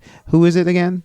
Taika Waititi. And I really hope. I mean, that's what I've been saying for a year now, so I'm just hoping that is accurate. But yeah, he played IG. He did the voice for IG-11. He's done a couple directorials, but he's an Oscar winner. He directed Jojo Rabbit. He wrote Jojo Rabbit, and Jojo Rabbit was amazing. Yeah, and he directed Thor Ragnarok. Yeah. So he can also do the action films. He can also do comedy. And I think, if I can just quote, I think Kathleen Kennedy said Taika's approach to Star Wars will be fresh, unexpected, and unique. Yeah. And she said his enormous talent and sense of humor will ensure that audiences are in for an unforgettable ride. So yeah, I'm very excited. I don't know what they're doing, but I think it's gonna. What's he doing? But I think it's gonna be something good, and it's gonna be something that we've been waiting for a long time, and something new. It's not gonna be the Skywalker history. So that's coming out soon for movies. I personally would love to see him do something with the Old Republic. Yeah. Well, we might touch on that in the sec coming up soon. So that's the next Star Wars movie. They haven't a release date yet for it. That's it for movies for now. So we're going to move into TV series. Now, once again, there are going to be a couple of ones we go to. Let's start off with the lower ones that we can touch on. Let's do the anime. Animated. All right. First one's going to be Droid Story. It's kind of like you remember the old Droid TV show that we used to watch when we were kids, where you have R2D2 and C3PO. This sounds much better than that, though. Yeah. So it's kind of R2D2 and C3PO are on a mission again, and they're going to be a story about whoever they're with right now to try to find something, and that's how the story is going to go into it. It's called the Droid Story, and there's no release date for it as yet, but it's coming out soon. It does focus on R2 and C3PO. Yeah. Follow that up by bringing in Bad Batch. It's going to take place. Now, me and Dave had a little debate about when it happens and how it happens. I'm saying Bad Batch. The Bad Batch. Bad Batch, yeah. What did I say? Bad Bunch. Yeah, well, same thing. They were bad. Which was basically our crew back when we hung out in Ottawa. We were the Bad Bunch. We're the Bad Batch. And I think it takes place right after Order 66, where it's slowly moving into the Empire. That's very possible. That's what I was thinking. You were thinking what? I felt like the first episode or two would be them fighting on behalf of the new empire, and then they suddenly realize what they're doing, and then it becomes a different story of them kind of fighting against the empire. Yeah. But I mean, I'm always wrong. So like, we'll just at least when it comes to storylines, I'm almost always wrong. So we'll see what happens. I mean, I'm excited either way. It's going to be great. I think with the Bad Batch is that these guys are like bad. I don't think they have the same chips that the Republic planted into most of their clones. Yeah, I don't think they got the chips. I don't think they got the chips. They're rejects. Rejects. So kind of like yeah. So that's why I'm saying that I think it's going to take place when they're in the whole thing, when everything's slowly changing over, and they're just trying to figure out how to get through this. So I think it's going to be one of the things. Another animated thing is called Star Wars Vision. Now with Star Wars Vision, pumped. All right, I'll let you talk about this one then. Go ahead, Dave. So pumped. Okay, well, I am very pumped about this. They're basically presenting an all new creative take on the galaxy far, far away, right? So Star Wars Visions will be a series of animated short films that bring in some of the best anime creators in the world. And so you'll see a lot of old school Japanese anime. And, the anthology collection should bring about, I think it's like 10 fantastic visions, they said. Yeah. From several of the leading Japanese anime studios, offering a fresh and diverse cultural perspective to Star Wars. So Very excited. That's actually like the way it was described right off of the StarWars.com. Yeah. Very exciting because I love anime. Obviously, I think most people love anime. Anyone who's into comic books, anyone who's into science fiction, horror. I mean, there's anime for everybody. So the idea of this particular project is just brilliant. I remember, remember the Matrix, and then there was like a thing called Animatrix. Animatrix was really good, actually. Right, and then there was also a film called I think Batman Ninja, and then they had like a Japanese animation version of the Batman stories and stuff. I was like, this is going to be really amazing because there's so much they can do. Yeah, and I'm assuming that everything that's made by Disney at this point is canon, as far as storylines too. So even if they're tiny little stories here and there that they're done in such an animated format, it could still be really impressive to watch and kind of get some more stories in the background. So that's coming out soon. It's called Star Wars Vision, so look out for that. Next one on my list, we're gonna go to the High Republic, and it's called again. Oh, the Rangers of no. Oh no, sorry, that was the other one. Hold on. I'm trying. Alcohol. Oh, the Acolyte. That's the right. Acolyte. Yeah. Oh, so very exciting. So very now exciting. this TV series is going to take place during the rise of the Republic. Right. So it's like the 200 years before the Star Wars, Skywalker saga, and it's going to be take place now. How they said this, it is going to be a dark side version. So we're going to see the dark side version of how the Sith fall. I'm assuming, I'm just guessing how they fall, and then the rules of one. So it's good. Oh my goodness, I never even thought of that. That's what I was thinking, because I'm just doing a little thing. I think it's going to take place where you get to see everything, and then you see the fall of the Sith, and then the rule of one will come in. And rule of two. Rule of two. Sorry. That would be exciting because I think we always get kind of confused by the games, right? So if you play Knights of the Republic or you've played the Old Republic online role-playing game, which I play, it's set like 3,000 years before Phantom Menace. Yeah. So you have like this idea that before Darth Bane, before that whole era, you're getting it 3,000 years before. So this would be really cool because this might actually establish canon where the Acolyte could be Bane. It could be that storyline. So, oh my goodness, that would be extremely exciting. That's why I'm thinking it could be, because she was Kathleen. I hope you're right. Kathleen was saying that it is going to touch on the dark side. So I think it could be that. That's what I think it's going to be, and I can't wait to see how they get into this. All right. Yeah, didn't she say it was like a mystery thriller? Yeah. Into a galaxy of shadowy secrets and emerging dark side powers. So that would be really amazing to watch. Yeah, so it's gonna be interesting. Next on my list is Lando. Lando is gonna be coming out. Now the question is it's gonna be live action or it's gonna be animated. I think it's gonna be live action. It's gonna be directed by the writer or producer, produced by the director of Dear White People and writer of Dear White People. Okay. So I think it's gonna be really good. I'm hoping they get Childish Gambino to come back to play his role as Lando, because he did an amazing job, and I want to see it. I want to see this Lando TV series. I think it'd be a great TV series. And I think they were listing it as an event series. So is it an ongoing series, or is it just going to be 1 year like the Kenobi? I think it's going to be 1 year. I'm not sure, but it's depending how it goes. Like you never know. Because if it is just 1 year, though, I can't see why they couldn't get Donald Glover back to do that. Yeah. I would definitely. Oh my gosh, I would love to see a Lando Calrissian show. If it is animated, though, you can get Billy D. Williams to do the voice. Well, so Billy D. Williams. Yeah, we actually met him too. Move into our second to last, and that's Andor.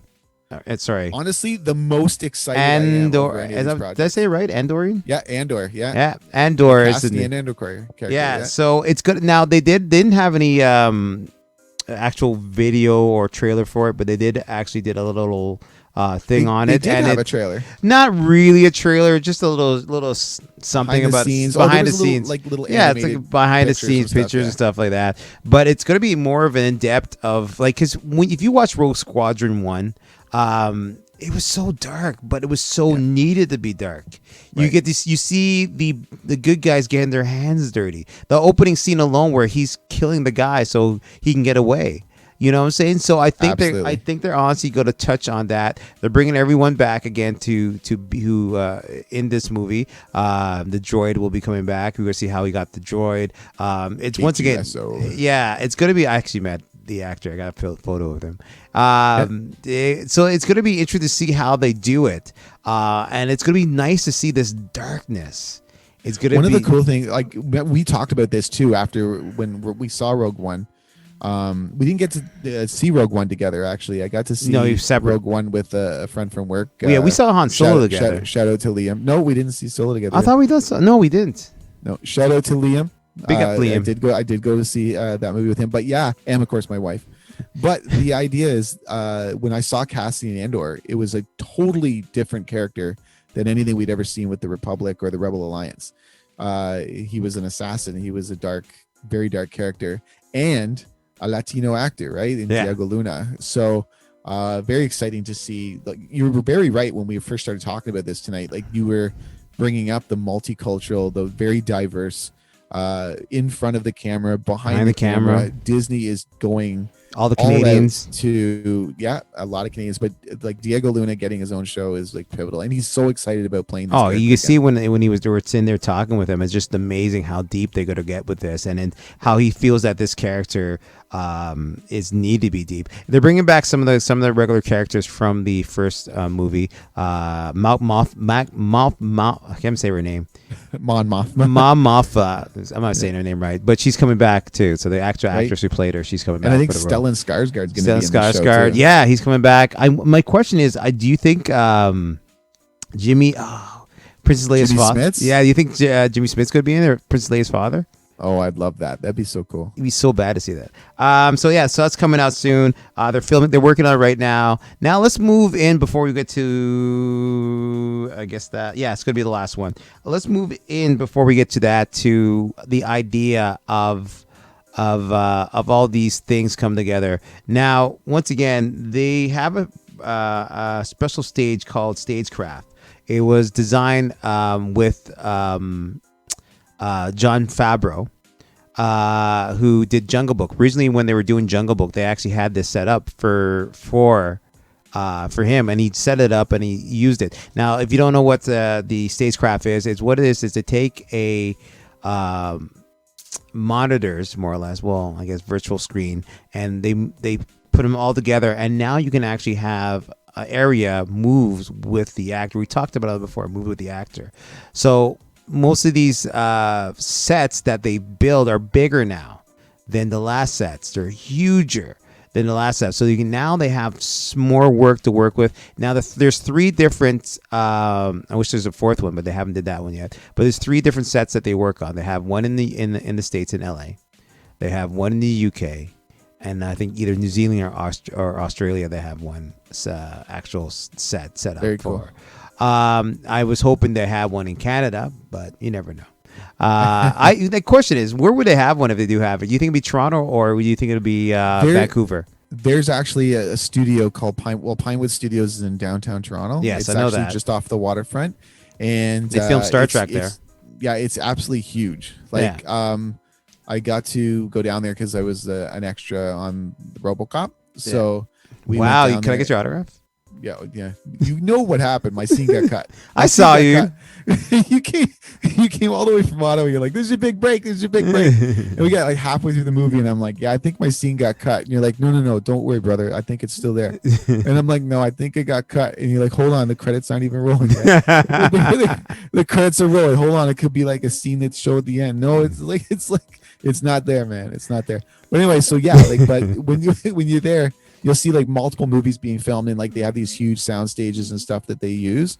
it would be a perfect place to be able to put something like that if they were ever to bring it to Toronto. I think Vancouver would probably be the best because it's Vancouver closer would be the to most likely LA. place, though. It's Yeah, closer exactly. to LA. I think Vancouver would be the place. So they do a lot But of filming out there. there's so many projects being filmed in Toronto now. Yeah. Even like if you want to get into like Hulu, which is also owned by Disney, and Handmaid's Tale is filmed in Toronto and stuff. So there's a lot of opportunity. There's a lot of film work here in Canada that more than they find out it's a little bit cheaper.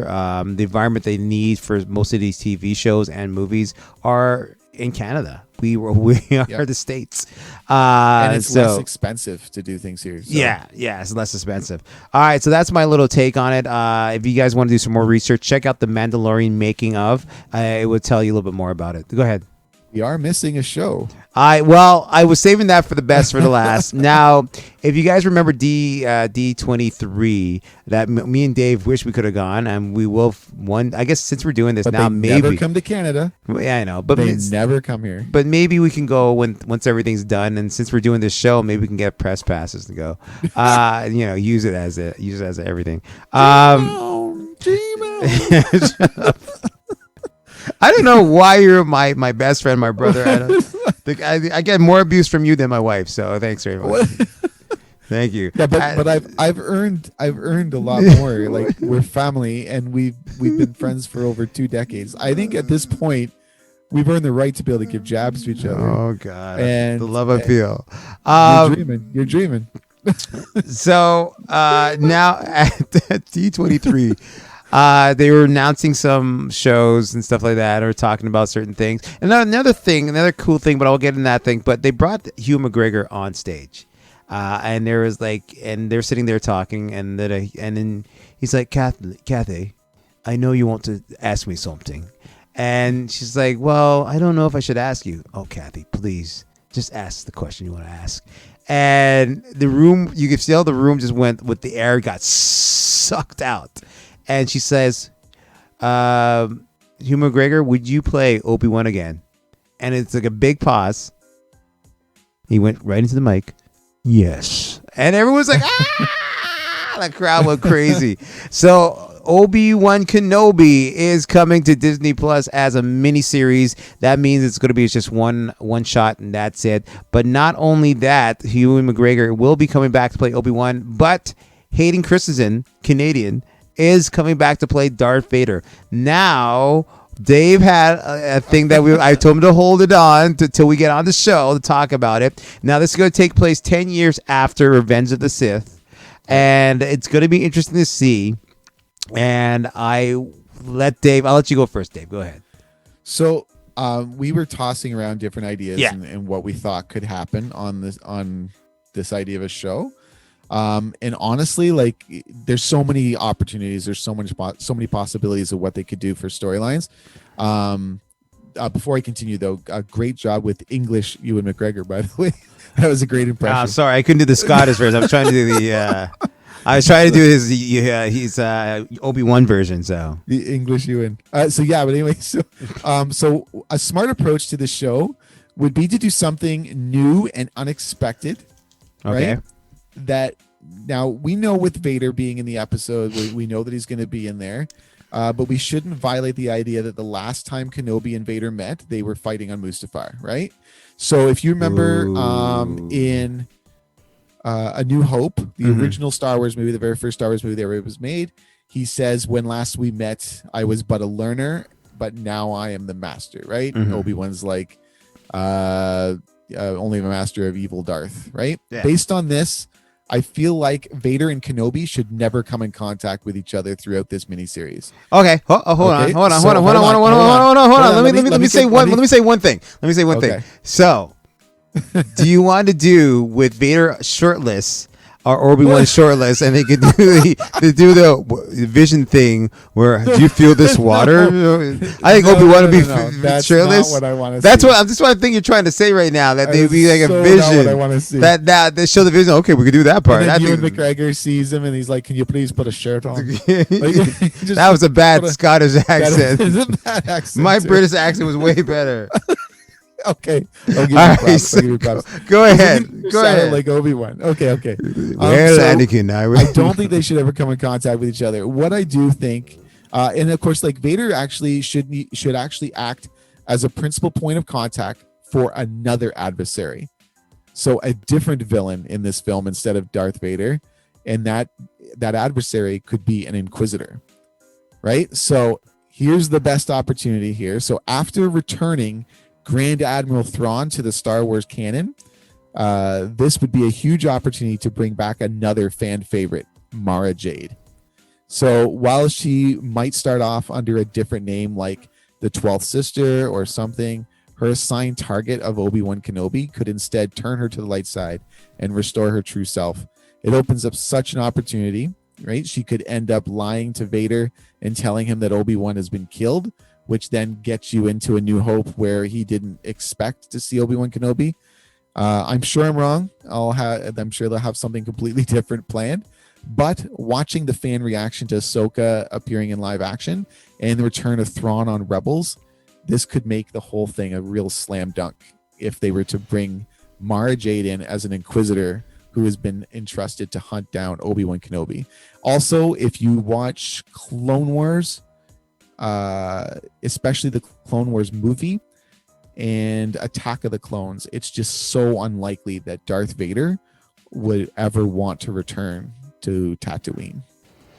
All right. So what do you think? I have a feeling that they wouldn't bring back Hayden Christensen just to be naked and have him do force, have few force visions or whatever the situation may be.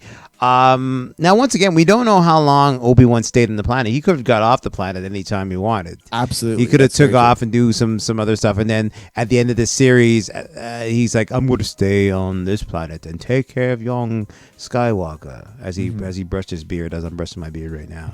I think they are going to meet up.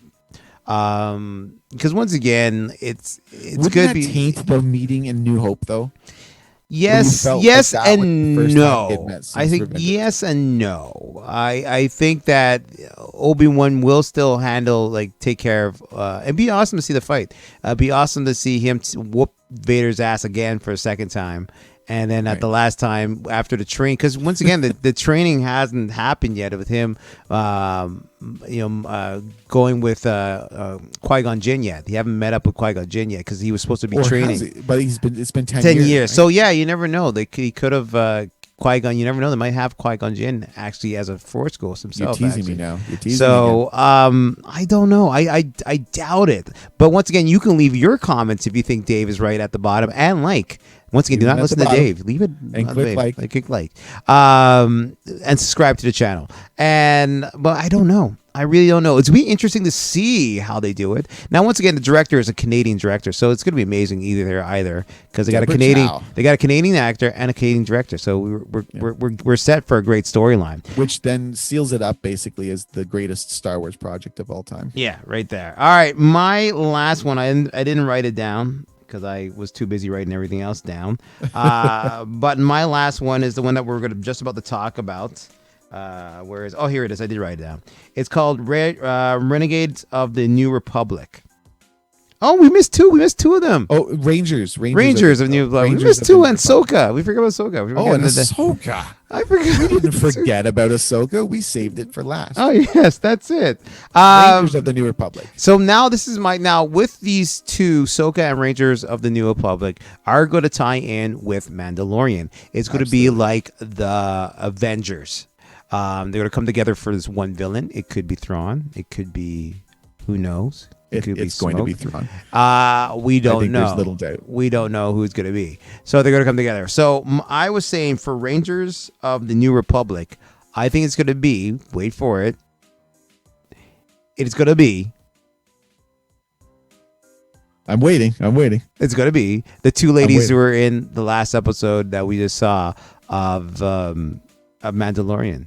So you think it'll be Cara Dune and Fennec Shand? Yes. Interesting. They're going to team up together.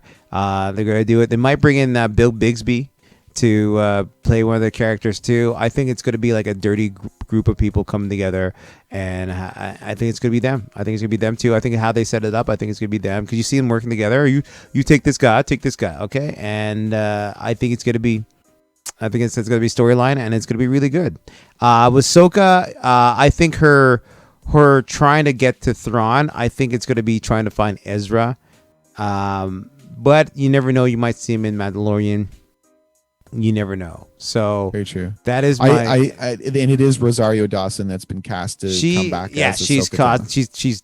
Yeah, it's like that was the only fan fiction that actually came true. I thought, and I'm looking back through my head. I'm like, yeah. Everyone. As soon as they said they were going to do a live action, everyone was trying to get her to be Ahsoka. There's really nobody else who could have done it. Honestly. I really believe that. Like I love Ashley Eckstein. Like she is the voice of Ahsoka Tano. Yeah. And everything she did on Clone Wars and Rebels was outstanding for sure. But the look of Ahsoka Tano had to be Rosario Dawson. Well, now if we're going back to Marvel very quickly, now most people are talking about the Fantastic Four coming out, and they're trying to get the Emily Blunt and her husband to be Mr. Reed Richard and Susan Storm. Sue Storm, yeah. Sue Storm. To be it. So that was one of the ideas that they were making. Now we went through everything that is. I would honestly watch Emily Blunt in anything. So yeah. So we went through everything that is Star Wars or Marvel. Touched on Pixar a little bit. Touched on a little bit of this, a little bit of that. Now, my opinion of this showcase that they did with the producer, she was amazing. She did a good job. But I have a feeling that if you look at Jon Favreau, I have a feeling he might take over Lucasfilm, become the head, because he's doing so much. Like with Mandalorian, he brought in Ahsoka. And he's pushing the fold of technology as well. Yeah. Like him and Dave Filoni together have become the new George Lucas. I think he could be like a Feige.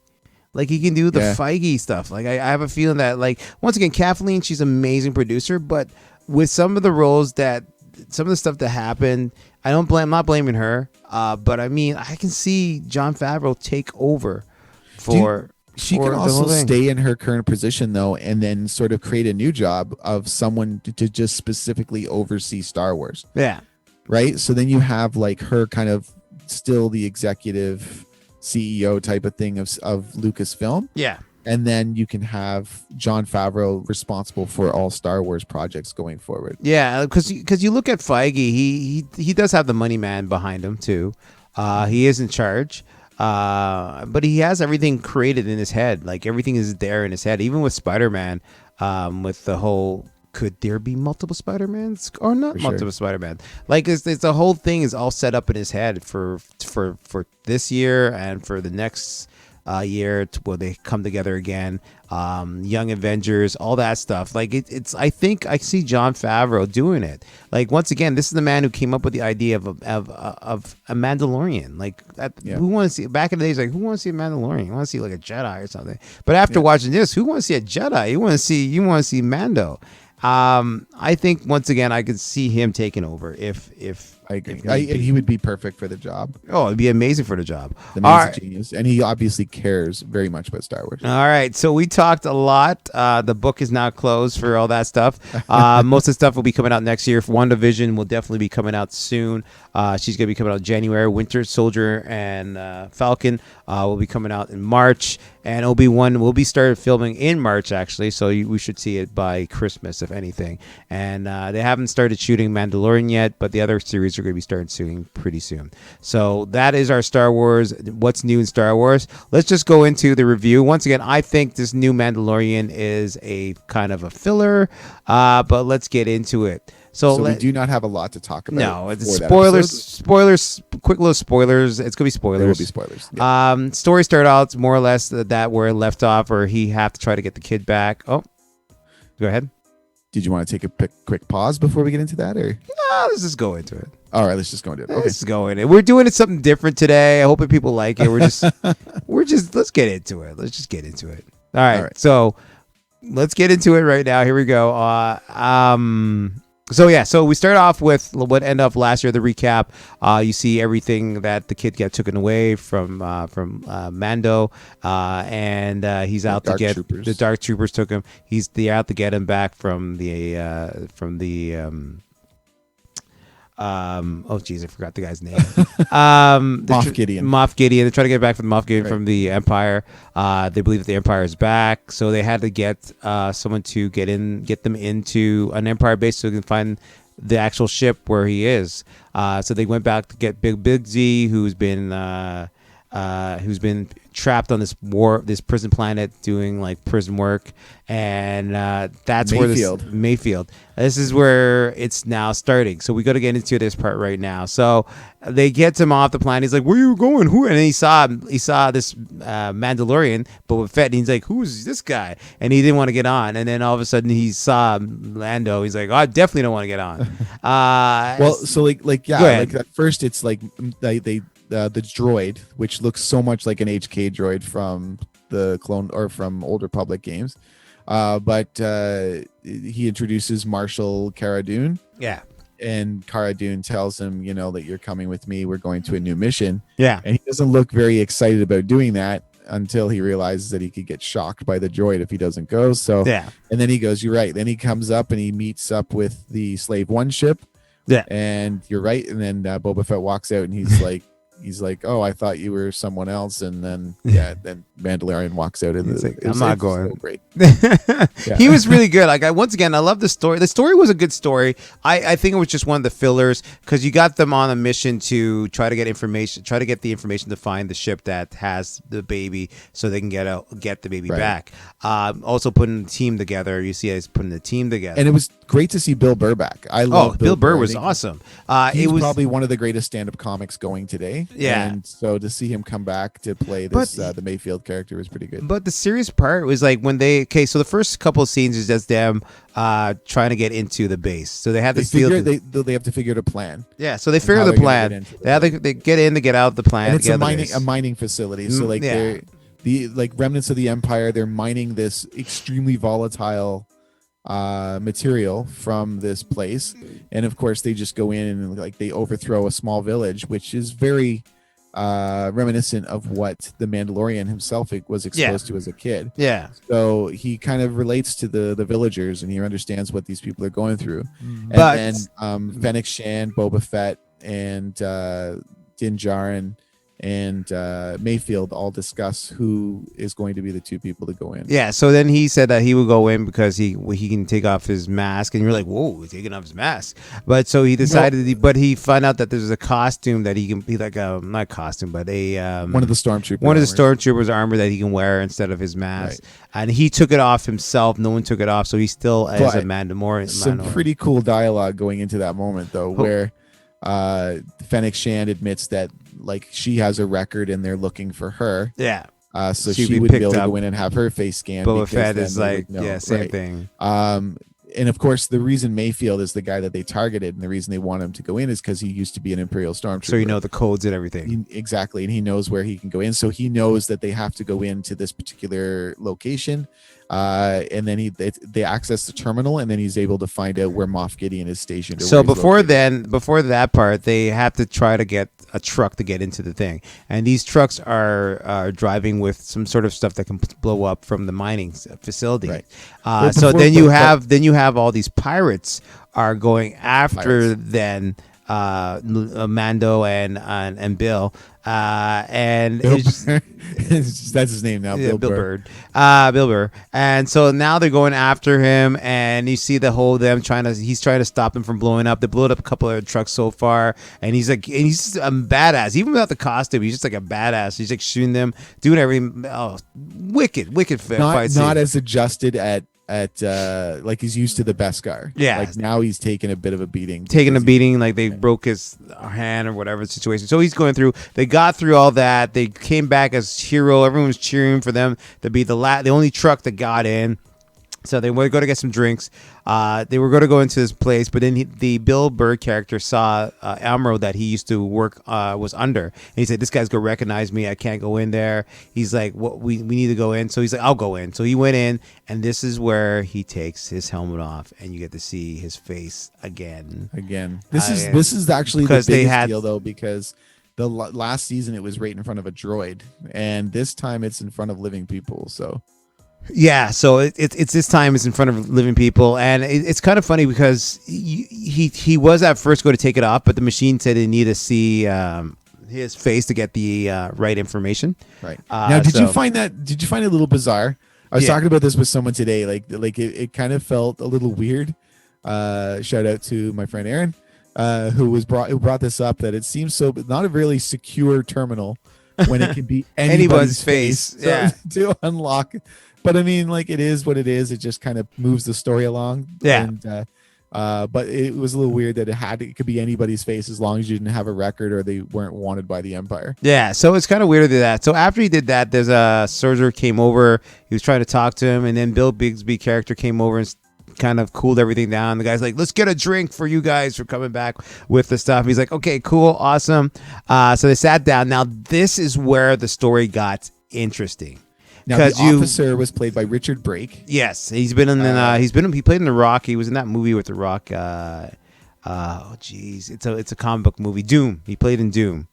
He was the Night King in Game of Thrones. Yes, he was. And Batman Begins, he played Joe Chill. Yeah.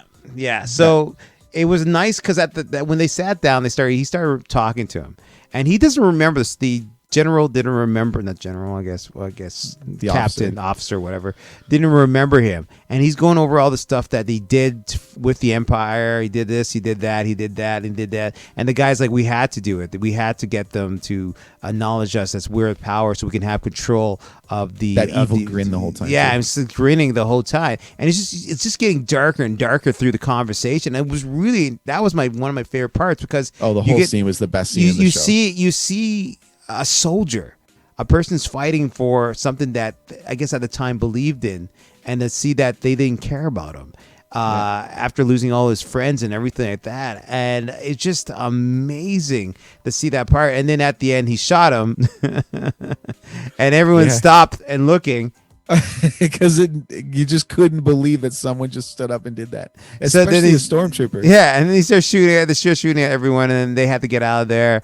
I'm making this really short. They got out of there. They jumped onto the thing. They got the information they need. They let him go because they're like, okay, because he's like, he did a good thing, and they believe that he's good. He somehow got away from us, or he died on this planet. So it kind of like they let Mayfield go.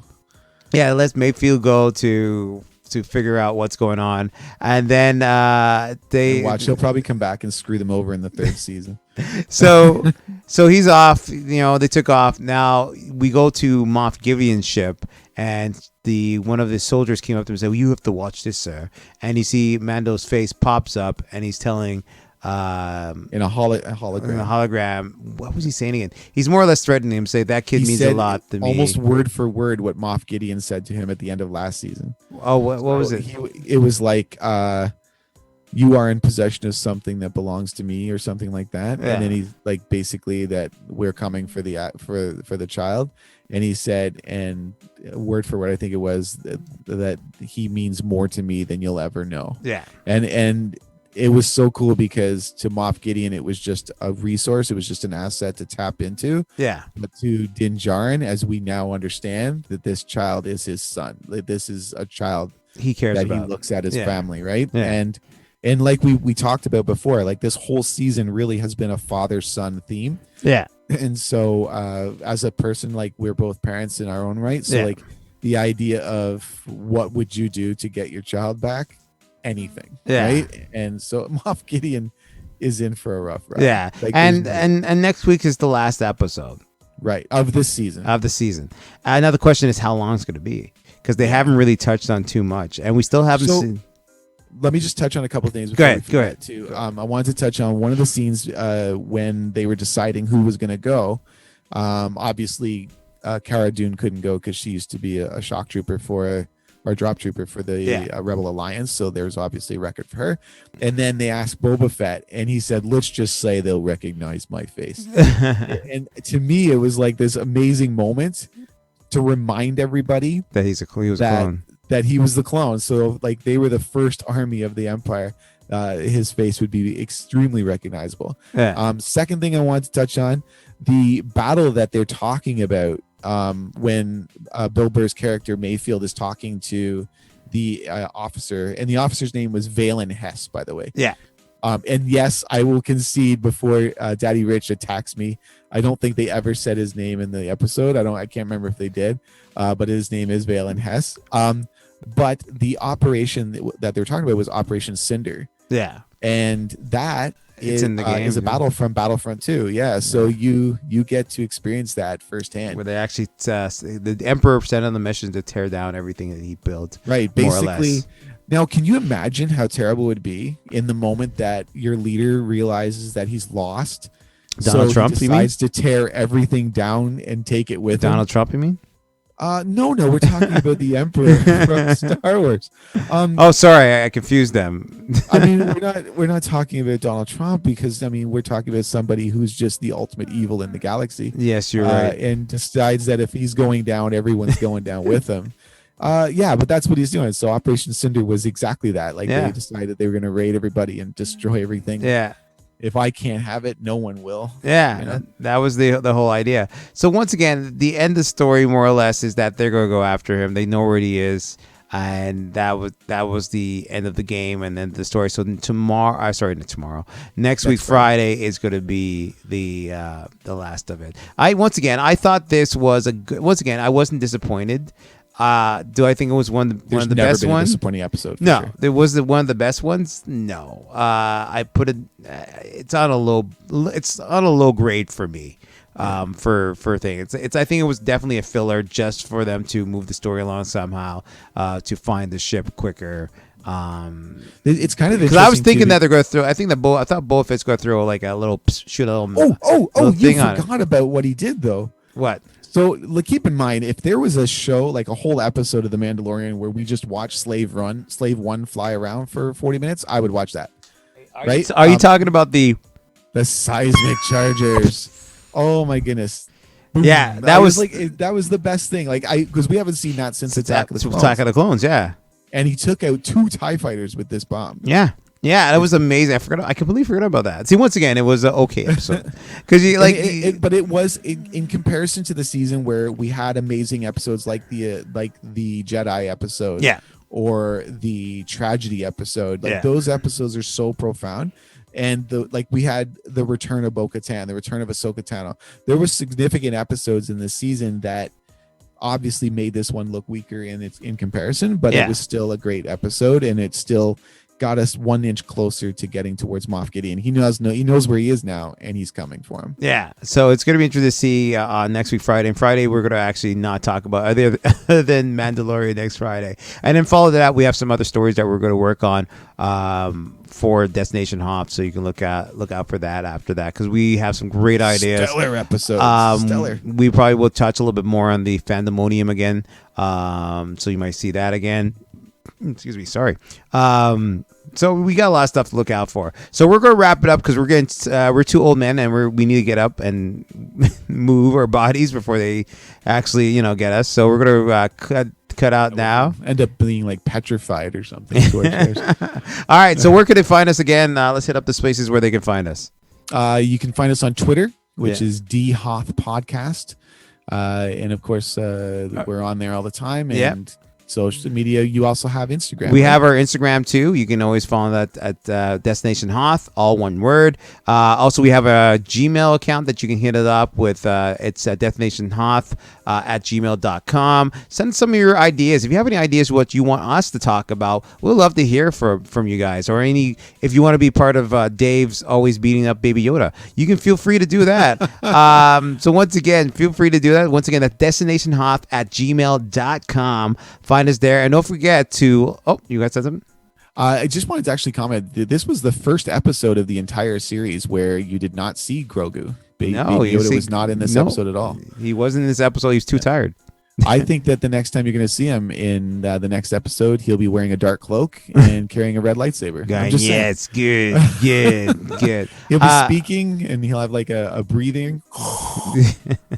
So once again, subscribe to our channel if you just heard it for the first time. Hope you're enjoying it. Also, like us down there too. Just touch the like button, say that, and leave a comment about this. Do you think Kathleen Kennedy will step down from Star Wars and Jon Favreau will step up? I'm curious about that opinion. Let me know. Let us know, I should say. From Daddy Rich, the big mouth on the mic, saying peace out. From Dave, aka Jedi Dave. And yeah, once again, may the force be with you and be good to one another. Yeah, so we'll see you back here, same time, same bad channel here on Destination Hoth. Peace.